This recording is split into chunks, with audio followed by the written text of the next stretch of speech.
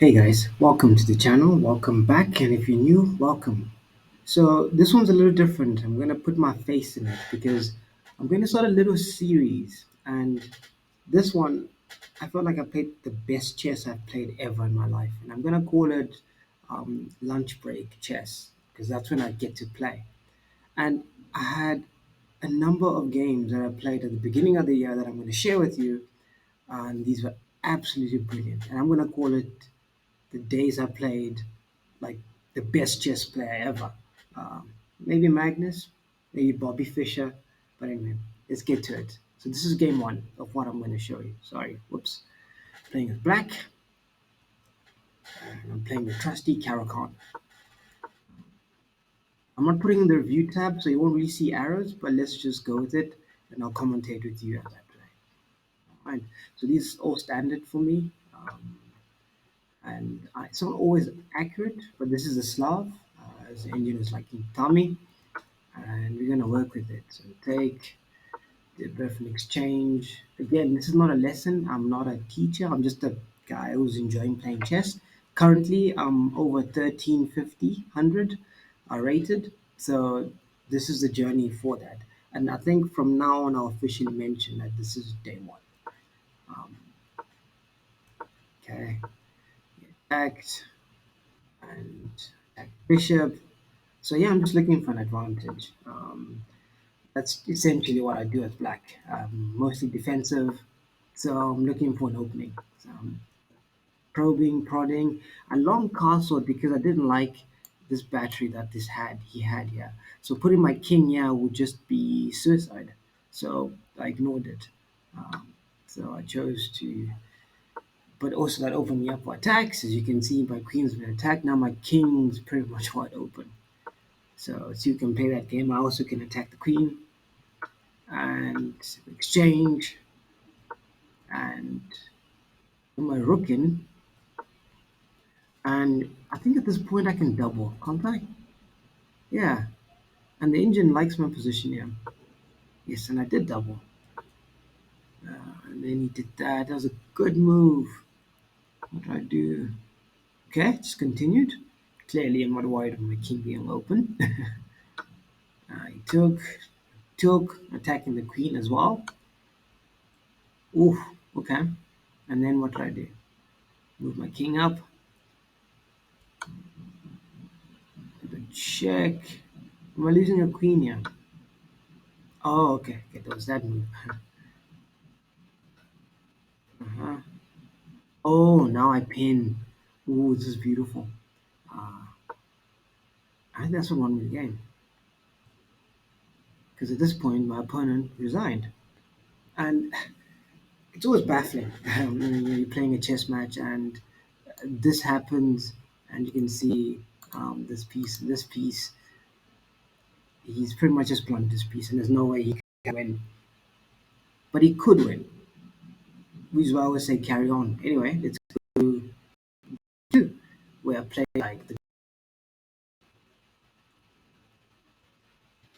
Okay, so now we move on to game two. I'm sure it'll look funny because I think at some point when I do the cut of the edit of the video, there's a bit when I'm going to the next game where it looks a bit weird. Anyway, game two, again, we find ourselves now playing the Caracal Slav. I play both because they're similar and move order doesn't change too much for me.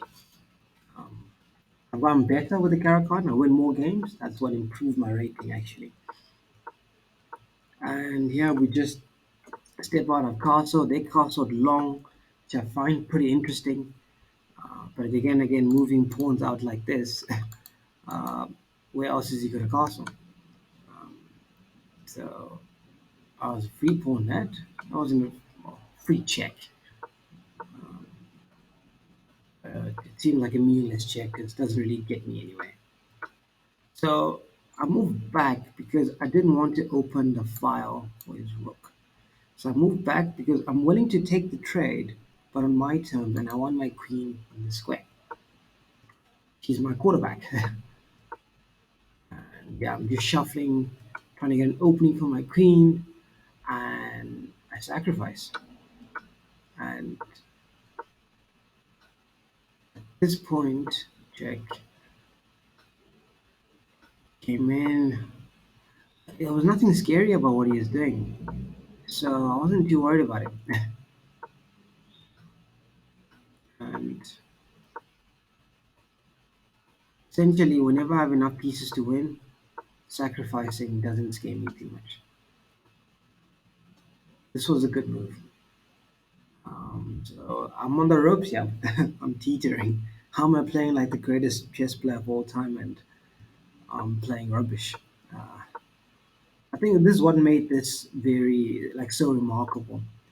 Yeah, my opponent, and I remember this game. They had me. I mean, my pawn is pinned. I can't take.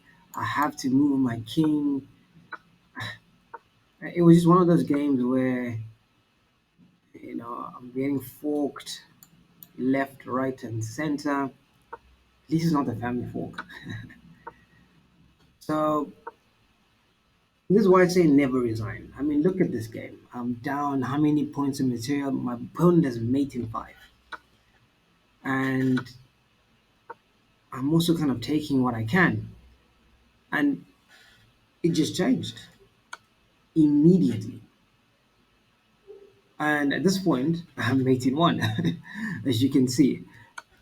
In this position, my opponent had mate not yet, but in this position they've got mate in nine. They've got nine forcing moves that win them the game.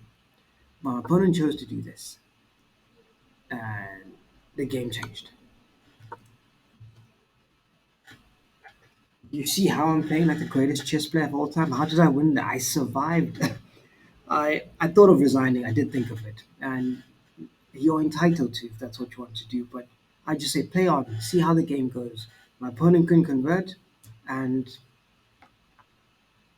let's go to game three of this video. I'm playing a 1246 rated play. I'm now 1232. Things are going well. I'm playing a Peppy JJ. And I'm playing as white. Finally, I love playing as white. I'm very strong playing as white. Anyway, let's go on. And I play a London styled in the Jobava. And here my opponent is kind of trying to prevent, any nefarious activities that I have. So I move back, hoping they take, so I can open up my rook, and they don't take. So I trade this way, shuffle my pieces, and it's almost the same, but not quite. Uh, so you check is, I think, calculate that very well. Anyway, so eventually they open for me. I think they changed their mind at some point. So it just looks like a repetition of moves, but um, a long castle because I've got this fire open. If I can draw arrows, this fire open, this fire open for this mate of mine. So if I castle this way, there's really no point in me doing that trade that I did. So it helps you see how I think. So my opponents are long castles, but they allow this check to happen, but they'll just move here. So it's not really too scary as yet. Um, so I'm mobilizing my pieces. They want to trade. I don't want to trade, but they trade rooks. That's fine. And no rooks on the board now.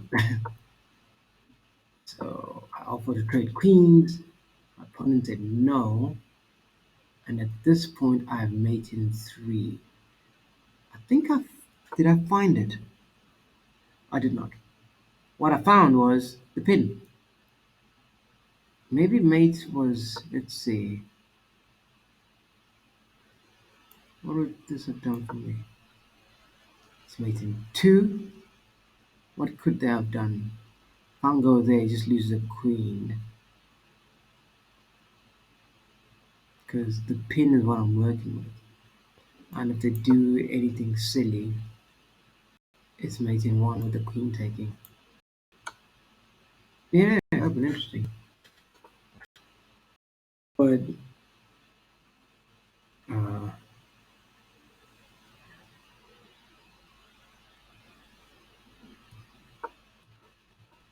the computer's a bit slow.